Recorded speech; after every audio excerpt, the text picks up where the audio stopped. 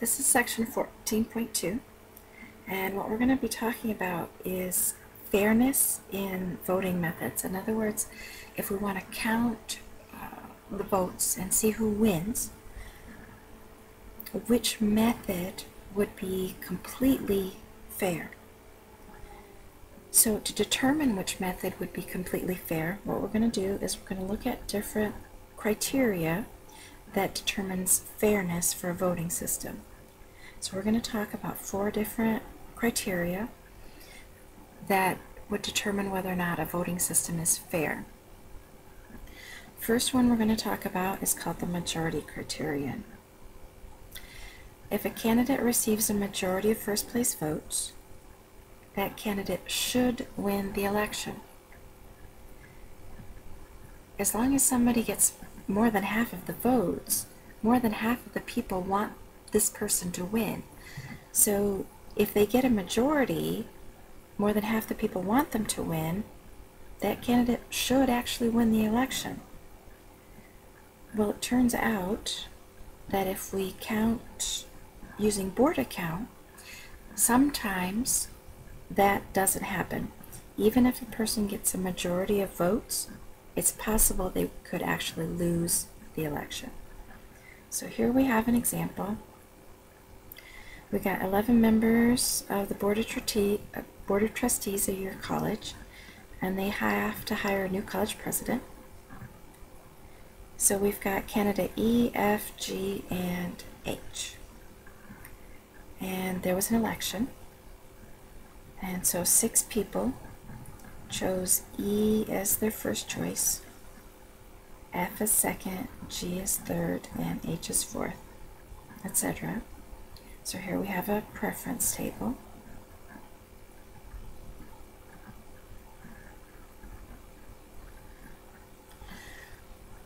What we want to do is check to see who would win with the majority of votes.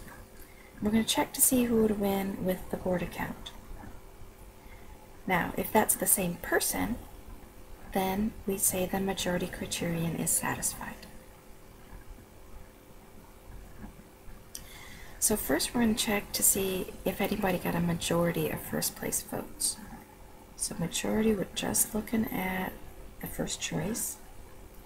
And there's 11 people who voted, so we need more than half for majority. So half of 11 is 5.5. We will round that up.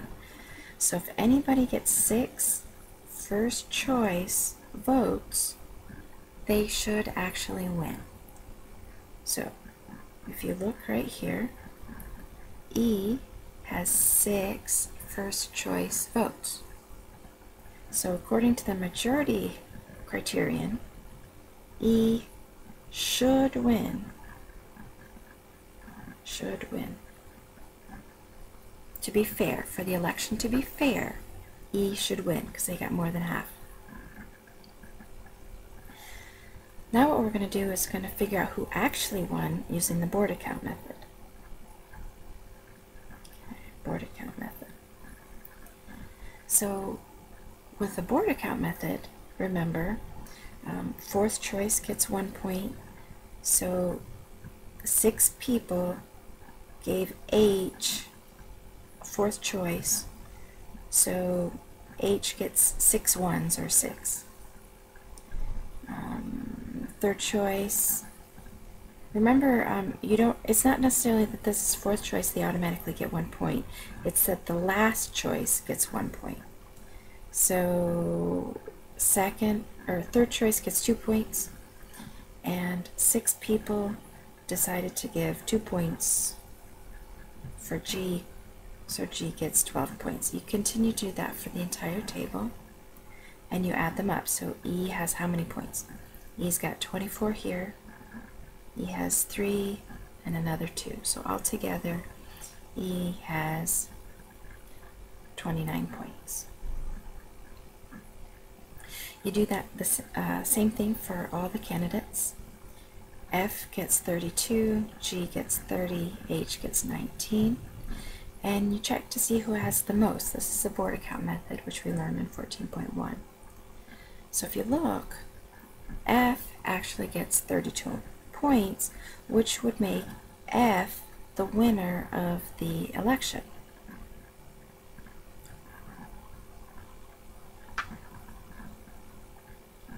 Unfortunately, E should have won because he got more than half. So what we say is that the majority criterion is violated. Somebody else won. E should have won. F actually won. The majority criterion was violated.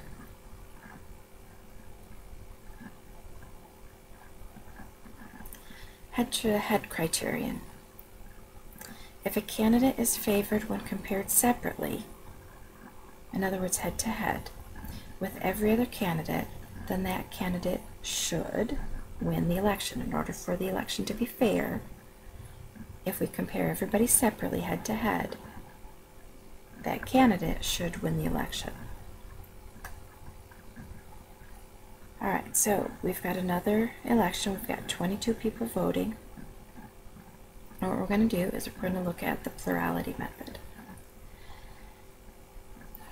Even though head-to-head is not a way of counting votes, in order to see if we satisfy the head-to-head criterion, you can think of this as pairwise comparison.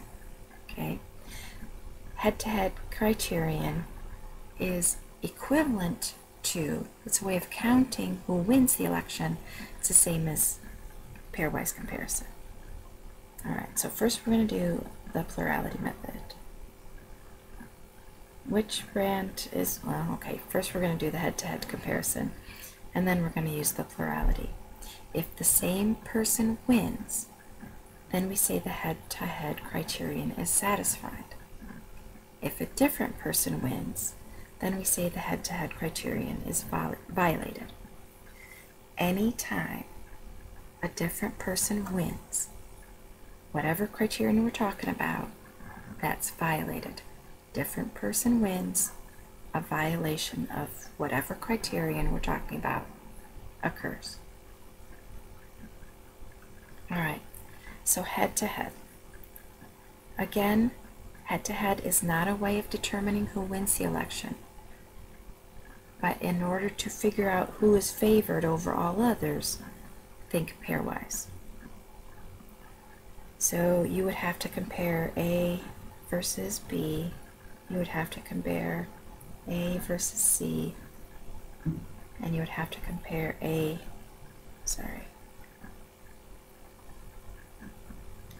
B versus C. Alright, so A versus B. A versus B. A, B. A is selected more for 8 people.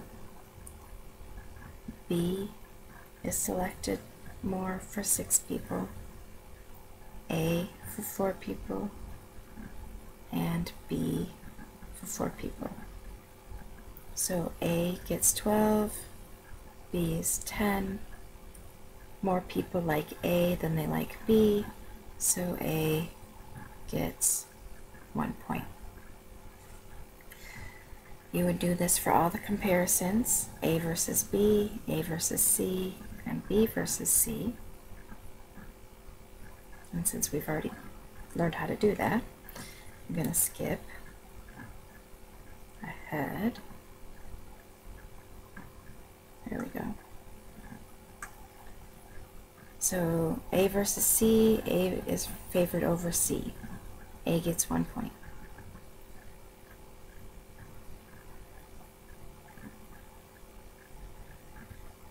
If you do that with all of them, you'll notice that A is favored over the other 2 brands during the head-to-head comparison. So I'm not actually going to go through it, but A actually would win if we were to do the pairwise, which means head-to-head, A should win the election. So now we're going to check to see who would win with the plurality method. To be fair, the same person should win. So plurality is just the most first place votes. That's it. Most first place. Doesn't have to be a majority, just has to be the most. Notice A has 8, C has 10 and B has 4. Most first place is C. To be fair, A should win, but in actuality, C won. So we would say that this violates the head-to-head criterion. A different person won. I'm going to talk about the other two criteria in part 2. So this is it for the part 1.